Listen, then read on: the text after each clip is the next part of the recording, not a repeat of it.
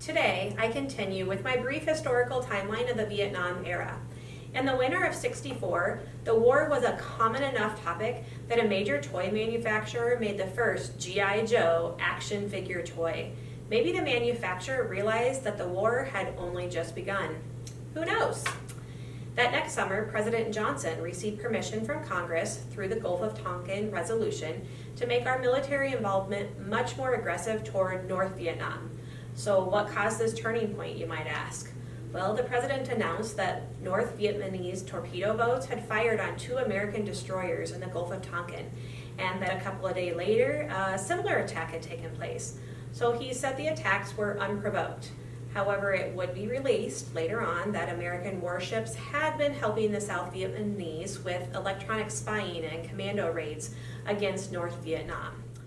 Hi, my name is Gracie Chance, and I am a senior in Miss Basinius's Modern U.S. History class at Ridgeview. I had the privilege of interviewing a Vietnam veteran from Shaler, Warren Ploeger, as part of this class. I'll let Warren tell you a little bit about himself now. My name's Warren Ploeger. I was drafted into the U.S. Army in September of 1965, and I got out in September 1967. I spent 16 months in Okinawa as a sentry dog handler, guarding nerve gas that was left over from World War II, so that was primarily my duties. Miss Basinius informed me before the interview that Warren had been drafted into the Army when he was 19. When I started talking to Warren about the draft process, I was surprised by what a coincidental experience that actually was for him. I actually had called the Marine recruiter, and I was going to enlist in the Marines the same night at noon. I got my mail and I had my draft notice, and that night I was gonna, and so I thought, got my draft notice. So I'll just go ahead and go to the Army, you know, and back in those days, if you weren't in college, and not only you didn't. Not only in college, but you had to have, you know, at least a strong average grade. Mm-hmm. You would just get drafted, and that's all there was to it. Mm-hmm. And so anyway, it wasn't 6 months after I dropped out of college that I got my draft notice, and so we were all, all us kids our age were expecting it because it's just the way it was. Yeah. Personally, I can't imagine all the emotions I would be feeling if I ever got a draft notice at the age of 19. I was surprised to find out that Warren didn't feel much different than a kid today would. After it was all said and done, I think it was another blessing. I mean, it was something that I needed at that time in my life. Mm-hmm. You know, because I come back a man instead of a smart aleck kid. You know? Yeah. What do you remember feeling that day when you got your draft notice? Well, kind of a relief that it was here and we could get on with it. Worried about it happening? Yeah, because we were never. I can't say as I was ever worried about it, but we knew it was coming because that's just the way it was back then. Yeah. And it's just kind of a relief to get on with it. Although being drafted had to have been a scary experience, I later learned that Warren was surrounded with good company, and many of the men he served with became close friends. Well, I took basic training at Fort Leonard Wood, and a lot of the kids that got drafted the same day around Sac County and stuff, I think over half of them I knew. There were 2 or 3 of them that I played like on the county all-star team with in baseball and things like that. Mm-hmm. So basic training, you had kids around you that you kind of grew up with and stuff. As we started talking more about what Warren's job was while he was away, it brought to light a whole new side of the Army I had never thought of before.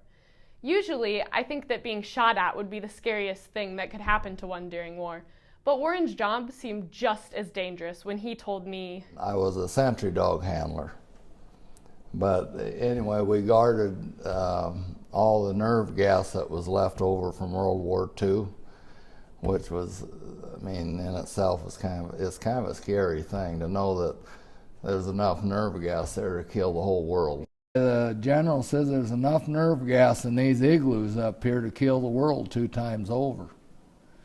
And he said, this is serious business. And I was pleased to find out that the men had proper training for their dangerous position near the harmful gas. Warren talks about the training he had in this next clip.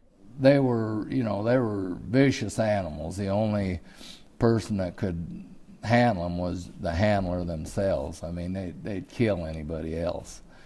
And then we had to go through the gas mask training, because the bombs in these igloos would spring a leak, and then we had to go through what's called atropine training, and what it is, it's something you inject yourself with, that if you'd happen to get a whiff of nerve gas, well, what it does is it just goes to your nervous system immediately, and then it starts peeling your skin off and everything. I mean, you die a terrible death.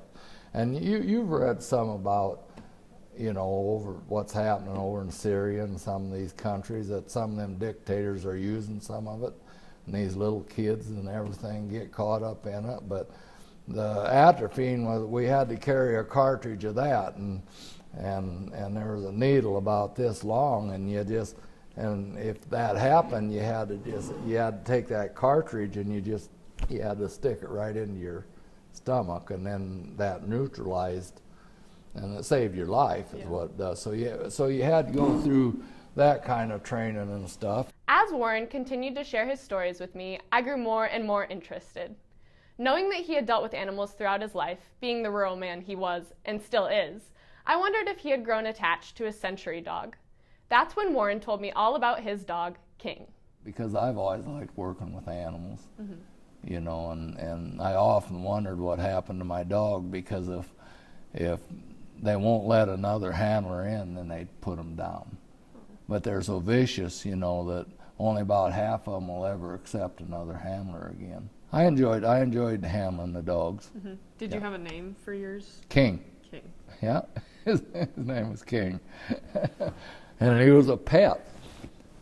I was wondering if I was ever going to get him mean enough, because he was a military couple was stationed in Japan, and it cost a lot of money to fly the dog back stateside, and so they got orders for stateside again, and they donated this beautiful German Shepherd to the Army, and I happened to get him to take through school. And once he was a kid's pet, but once I got him mean, he was really bad. In class, we discussed how soldiers wrote handwritten letters to communicate with loved ones back home. So I wasn't surprised to learn that Warren did exactly that. But he always got a special treat, as you'll find out in this next clip. Oh yeah, my parents, my siblings, they were just really good about, sending letters and things, and I acquired a lot of buddies in there, because my mom was a great cook, and my older sisters, I've got sisters that are passed away already, but that were 15 years older than I.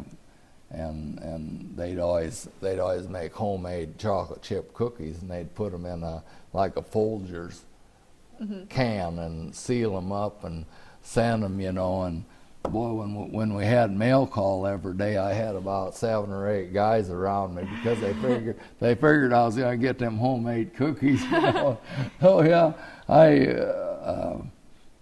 I never lacked any attention from my family while I was in there. I ended my interview by asking Warren how he feels when he hears about the wars happening today. I was fascinated by his answer, and I agree with him wholeheartedly. I don't like what's going on, but that's another story again. As far as that, these kids are serving too many tours, you know, in Afghanistan and Iraq, but you know, which isn't good. I mean, they see too much, and it works on their mind. And that's what I think most about when I see this. I think about those young parents that got 2- and 3-year-old kids back home, and you know how much they're missing out on, how much a kid changes in a year's time, and you miss all that. And then I'm thinking of the young men that get recycled 3 or 4 times, and then all of a sudden, you know, they commit suicide, and you wonder why. Well, you know, us people that are in the military, we know why. And it's a terrible thing, and there's nothing. That's just like my dad's mental illness. There was nothing he could do about it, you know, and there's nothing they can do about it either.